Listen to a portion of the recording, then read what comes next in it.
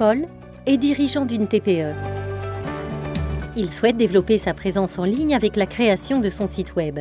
Il aimerait s'équiper d'un nouveau logiciel pour gérer facilement toutes les activités de son entreprise et proposer à ses employés un coffre-fort numérique unique et hautement sécurisé. Il a besoin de conseils pour le financement de ses investissements et souhaite savoir s'il peut recruter un apprenti. Son expert comptable va lui établir un plan de trésorerie et le conseiller dans sa prise de décision. Enfin, il désire préparer son avenir et protéger son patrimoine et ses proches. Fiducial, l'offre globale de services aux entreprises. Un réseau local fort de 830 agences, garantissant un accompagnement de proximité partout en France.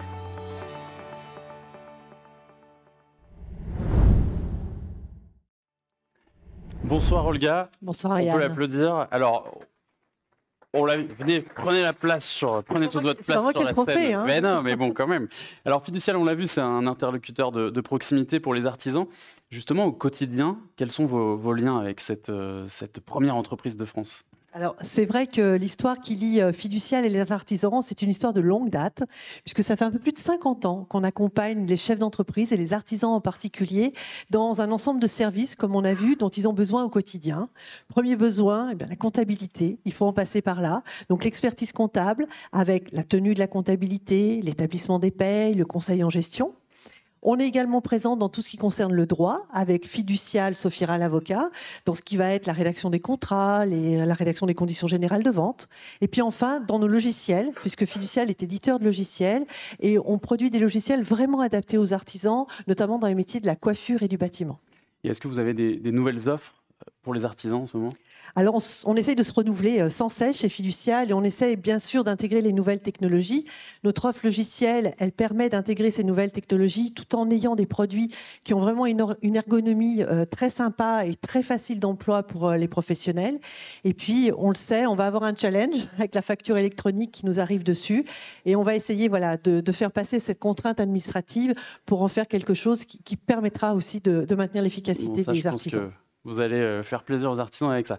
Boulot, en tout cas. Olga, je vous invite à ouvrir l'enveloppe et à nous révéler le nom du trophée service et production à un artisan confirmé qui est donc... Laetitia Gomez.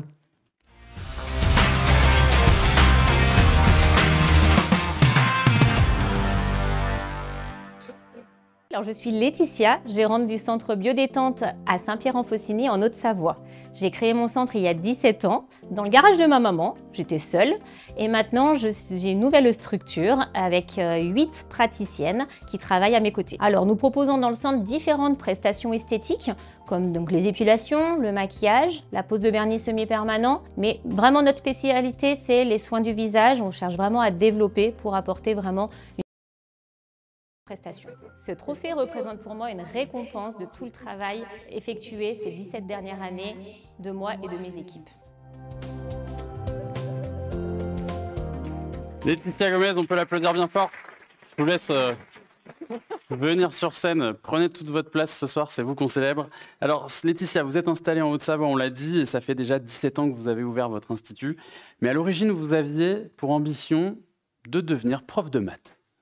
Comment vous êtes tombée finalement dans l'artisanat ? Bonsoir à tous, merci.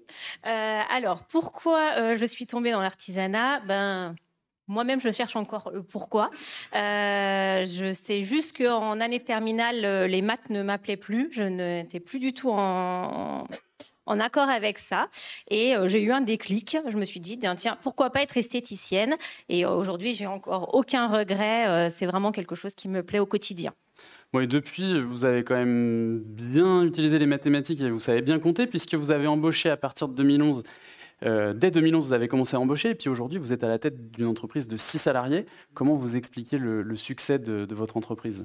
Le succès, il est vraiment dû à plusieurs éléments. Déjà, le côté très convivial qu'on a au sein de l'entreprise. Pour moi, c'est important de ne pas tenir la boule au ventre.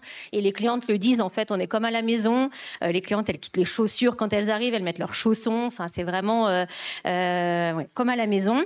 Après, notre expertise également. On a régulièrement des formations. De toute façon, moi, la routine, j'aime pas ça. Donc, faut arriver à me suivre. Par contre, c'est pas toujours très facile.